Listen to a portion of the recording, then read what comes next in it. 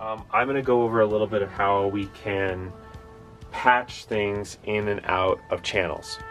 So let's say you're recording this stereo pair of microphones. You know, maybe this is the acoustic guitar that Bowden and Aaron recorded the other day, and you want to add some compression. Well, on every one of the 24 channels on the top board, we actually have inserts, and they're already pre-wired into our patch bay. So the entire purpose of the patch bay is that any sort of connectivity that you want to make between any two pieces of equipment is all available right here. We don't have to get to the back of the equipment and unplug inputs and outputs and connect cabling, because everything's right here, and the only thing we need to do is patch it and connect our inputs to outputs and create our signal flow with the TT cables. So we're going to find on our TT patch bay the Toft insert send and the Toft insert return, and you'll notice that there's 24 of these taking up an entire half of this 96-point patch bay, and that's because it follows each one of the individual channels on our console. So if I want to send channels 1 and 2, or in this case left and right, so I'm going to go ahead and use a green and a red cable, that way you can keep track of what's right and what's left. So I'm going to go ahead and send from the console out, which means I'm going to attach a TT cable to channel 1, which is our left side, insert send. I'm going to insert that here, and you'll see immediately on the console that we lost our left side, because our left side's stuck. It's in this tip of the cable, and we need to send it somewhere. So then I'm going to pick where I want it to go. In this case, I'm going to pick this SSL bus compressor. Good choice. I'm going to go into the left side of the input on the SSL bus compressor, and I'm going to follow suit with the right side, so we lost that as well. Then I'm going to take the output of the SSL bus compressor, and I'm going to return it to whence it came. So I'm going to insert the right side on our insert return. We should have it now. So now it's coming into the console and back out of the console through an insert, send, and return. We're sending it into our solid state logic bus compressor here, and we're going to compress it. Now, it's not doing anything. You'll see that the meter's not moving, and that's because we don't have the compressor engaged. I'm going to push this in button on the SSL compressor, and you'll see immediately that it starts engaging. This is reflecting how much compression or gain reduction we're doing, and you'll notice it's doing quite a bit. So what I'm going to go ahead and do is turn my threshold up. So I'm going to go ahead and set my threshold so that well, one of the settings I like to use, I'm going to go ahead and set the ratio to 2:1. I'm going to set my high pass filter to off. Okay. I'm going to set my attack to 10 milliseconds. That's a pretty good one. It kind of keeps it punchy, but it's also responsive. And then I'm going to set my release to 0.2 seconds or 200 milliseconds. Right. Auto is also an option, which is kind of nice. It will vary the release time based on how much it's actually compressing. So I'm going to go ahead and set it to 0.2 milliseconds, or sorry, 0.2 seconds or 200 milliseconds. So now we're still not compressing, so I'm going to slowly decrease my threshold so it starts compressing. And let's maybe overdo it and take it to -4 dB or something on some of these hits. And we can listen to the difference before and after compression. And you're going to notice immediately, hey, it sounds worse with the compression in. And that's because you haven't gain matched yet. So when you're doing compression, you always want to return the dBs that you remove back in the makeup gain, because as human beings, psychoacoustically, we interpret anything down to even 1/4 of a dB louder as better. And it's just an innate response that we've developed in evolution or whatever. So I'm going to go ahead and keep it in, but I'm going to add the 4 dB back in gain, and then A/B it, meaning compare it with the compressor in and out. So just really quickly, how did you determine that you needed 4 dBs of makeup gain? I'm looking at the meter here, the gain reduction meter. This first notch is set to -4. Okay. And I'm just eyeballing it and seeing how much we're hitting. And so that's basically, that meter measures gain reduction. That's correct. It's not an output meter. That's correct. This is only measuring how much is taking off. Gotcha. And my first notch is -4, so that's where I need to add 4 back. All right. And again, I'm going to A/B it and just try and make sure I have it level matched. That way I'm hearing my compression, I'm increasing my average volume very slightly. I'm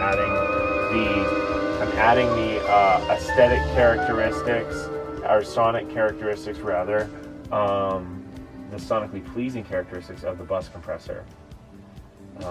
But I'm not losing any volume. That's how an insert works. Now, this is using the hardware inserts on the console itself. And the insert is truly an interruption in the signal path, right? So it's not a send, we're not doing parallel compression or anything like that. We're stopping the signal, right? So if I remove these return cables, you can't hear anything because we've taken the signal and interrupted its path and said, hey, you need to go down this totally alternate route to this compressor, and then we have to have it go through the compressor and come back into from whence it came, basically do a big U-turn from whence it came. And if there's any takeaways that you get from this video, we'll have it be this. On any Patchbay, the top rows are always outputs and the bottom rows are always inputs.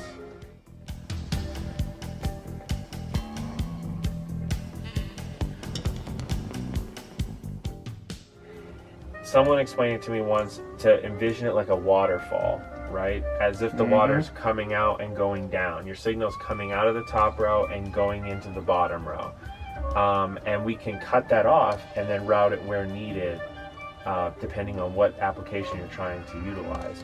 So you'll notice that when we came out of our channels, we came out of the top row, and the send. So go ahead and just even remove those two. As we remove these, okay, we're going to unbreak the chain. Fleetwood Mac. And now internally what's happening is these are normaled inside.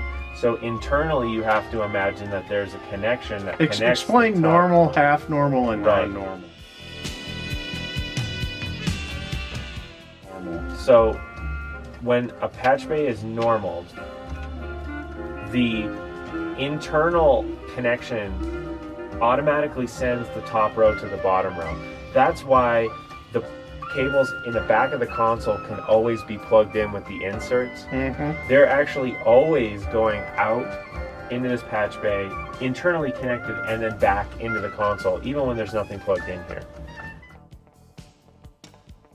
When you break a normal connection by plugging in either the top or the bottom, it cuts the signal off. You can't hear it anymore. And that's normal. Now, if this was half normaled, which I can actually show you, the stage snake is normaled, or I should say it's half normal to the Toft mic inputs. Now, why is this? The reason for this is, if we want to process things differently, so for instance, I can send stage input 1 and it will still go to mic input 1, but I can also send it simultaneously without breaking the signal. I'm still hearing it now on the left side, and I can send it to a totally different input, let's say 11. So now not only will these come in 1 and 2, but they'll also come in 11 and 12. And that's a half normal. Plugging something into the top doesn't cut it off, but instead what it does is splits it. So you can split it immediately, and now on a half normal, however, you can still break it, and the only way to break it is to plug something into the bottom row. The bottom row breaks that. So now we have it on 11 and 12, but not on 1 and 2. So these are inputs here, but you could, if you wanted to, you could send the output of something else into the inputs of the top. Now, and so here's a good example of why we would do that. So let's do the exact same thing we were doing before. We have the iPod channels 1 and 2 coming in, and we want to put them into the SSL bus compressor. So we're going to create an insert. So we're going to steer this audio into the SSL bus compressor.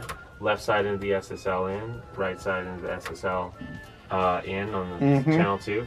And then we're going to take the outputs of the SSL and we're going to return them from whence they came. And now we have another way of doing an insert. We've steered it out, stopped the signal, and brought it back in. We're compressing. And we've inserted something in a totally different way. So you did it in a totally different way, but the results are exactly the same as the first time. That's correct. You did it. Yes. Okay. Wow. So let's just say we're going to compress this twice for whatever reason. So remember, we can add things on sequentially. So instead of returning to the channels, we can now go into our DBX compressors. And then we can come out of our DBX compressors and back into our channels. And now we've sequentially compressed. So I can go ahead and compress some stuff. The red indicates that it's being compressed. Okay. But are there any situations, real life situations, where you might want to do something? Absolutely. Like that? I do it all the time. And here's why. I'll have a vocalist, and they are the type of vocalist that will sing relatively well majority of the time, but then maybe every once in a while they like belt a couple notes, whether it's they're trying to hit a very specific pitch that might just like be out of their comfort zone. Okay. So what I want to do is I would like to have a compressor that just basically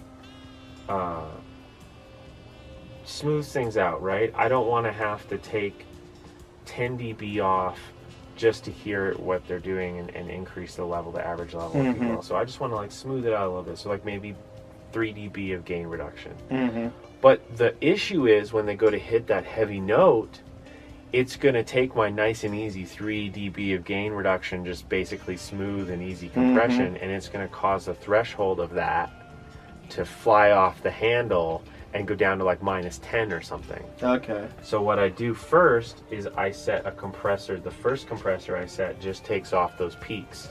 Okay. That's all it does. The threshold is set where it doesn't So you're really probably do going to anything. set it so you have the ratio up higher. Probably, on yes. that one. Yeah, slightly. And much faster. I want it to hit it and then take it away much quicker. Okay. And then And how then would the you second set how would one- you set the threshold on the first one then? So So we the were thre- talking. it would be above the average level, but below the peak. Gotcha.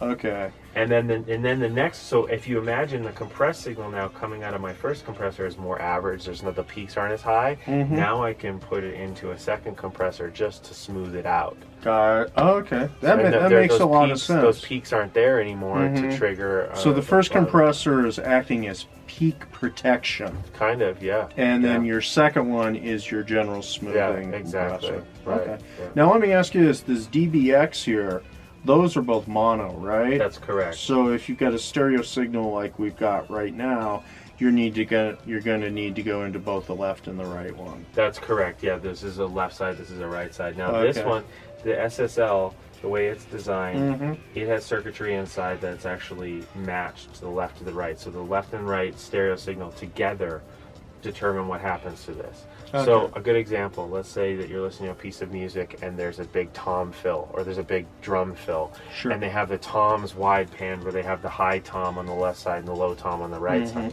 If they get to the right side or he hits the tom on the right side, it might trigger both sides to be compressed.